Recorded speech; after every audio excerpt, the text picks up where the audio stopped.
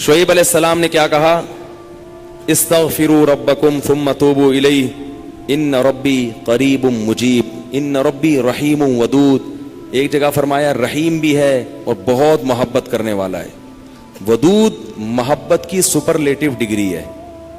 بہت محبت کرے گا تم سے, بہت زیادہ محبت, اتنی محبت کہ اس کے لیے تم نے گناہ چھوڑ دیا بھائی. بہت محبت کرے گا. تو ظاہر ہے اللہ جب محبت کرتا ہے تو ہماری طرح نہیں ہے کہ بہت محبت ہے بس ہے تو بھائی یہ پیسے دو, اتنی محبت ہے تو ٹھیک ہے نا. آپ کو کوئی دوست پریشانی میں آئے آپ کے پاس, بہت پریشان تھا, اس کو پیسوں کی ضرورت تھی, وہ آپ اس سے کہہ رہے ہیں یار مجھے تمہیں, آپ کو پتہ نہیں تھا کہ ابھی یہ پیسے بھی مانگ لے گا مجھ سے, کہہ رہے یار مجھے تم سے بہت محبت ہے, ایکچولی میں بتا نہیں سکتا, بہت محبت ہے.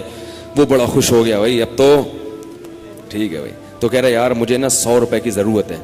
اب آپ کہہ رہے یار یہ کیسے موقع پہ میں نے اظہار کر دیا محبت کا, ٹھیک ہے نا. تو ہم لوگوں کی محبت کیسی ہوتی ہے؟ ایسی ہوتی ہے. اگر ہمیں پہلے سے پتا ہوتا پیسے مانگتا ہے تو ہم کیا کہتے ہیں؟ یار محبت کچھ نہیں ہوتا. مفتی صاحب نے بیان کیا تھا لویریا پر, وہ جا کے سن لینا, پھر ایسا کہیں گے ہم. تو اللہ جب کہہ رہا ہے نا کہ استغفار کرو گے تو میں کیا کروں گا؟ ودود, بے پناہ محبت کروں گا, بے پناہ محبت. اس کا مطلب ہے کہ پھر اللہ نوازے گا, بہت بہت نوازے گا, رزق کی فراوانی کر دے گا, رزق کے دروازے کھول دے گا, دل میں سکون ڈال دے گا. اگر پریشانی بھی آئے گی تو درجات کو بلند کرنے کے لیے, جیسے یعقوب علیہ السلام پر پریشانی آئی, جیسے یوسف علیہ السلام پر پریشانی آئی تاکہ مصر کا بادشاہ بنا دوں, پھر وہ پریشان کرنے کے لیے پریشان نہیں کرے گا, وہ پریشان کرے گا خوشی دینے کے لیے. آپ حیران ہوگے خوشی دینے کے لیے بھی کوئی پریشانی ہوتی ہے؟ ہوتی ہے. حدیث میں آتا ہے کہ ایک بوڑھی عورت نے نبی صلی اللہ علیہ وسلم سے پوچھا کہ کیا بوڑھی عورتیں جنت میں کیا میں جنت میں جاؤں گی؟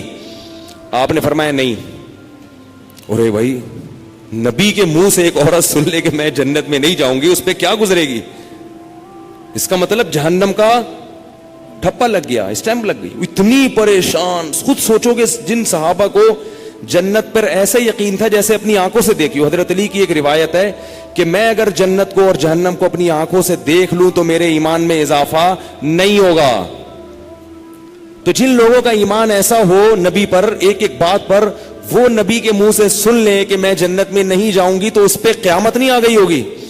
رونے لگی, پریشان ہو گئی. کچھ دیر میں نبی نے فرمایا کہ جاؤ گی جوان ہو کے. اس کنڈیشن میں اب یہاں ایک نقطہ اٹھایا ہے کہ بھئی ایسا مذاق کرنا جس سے تکلیف ہو, کسی مسلمان کو تکلیف دینا تو جائز نہیں ہے, تو نبی کیسے تکلیف دے سکتے ہیں؟ اتنی تکلیف میں ڈال دیا بیچاری کو. تو اس کا جواب یہی ہے کہ بعض دفعہ تکلیف کسی بہت بڑی خوشی کا پیش خیمہ ہوتی ہے. نہیں آئی بات؟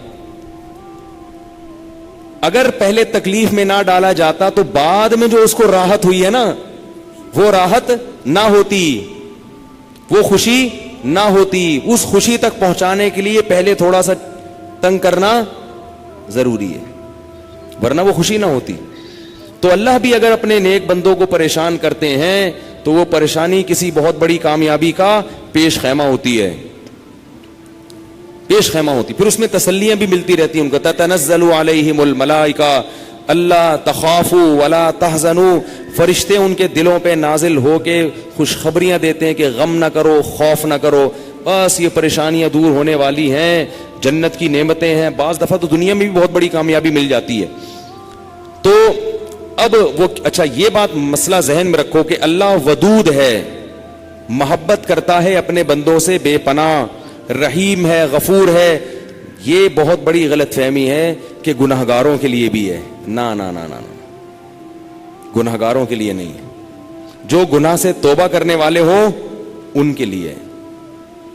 ہمارے ہاں بعض خطیب اللہ کی رحمت کو ایسے بیان کرتے ہیں کہ گناہگار سمجھتا ہے کہ اللہ مجھ سے بھی بہت زیادہ محبت کرتے ہیں, حالانکہ وہ کبیرہ علانیہ گناہوں کا مجموعہ ہوتا ہے. وہ آدمی گناہوں سے اللہ کبھی بھی محبت نہیں کرتے, تو گناہگار سے کیسے محبت کریں گے؟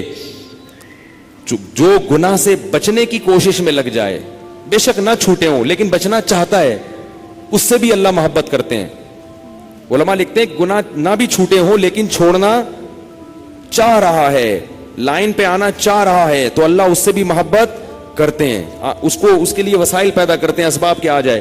جو نہیں چاہتا اس سے اللہ محبت نہیں کرتے.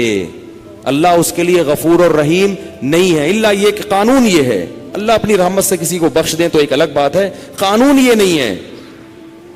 قانون یہ ہے کہ وہ کیا ہے, عزیز ذو انتقام, غالب ہے اور انتقام لینے والا ہے.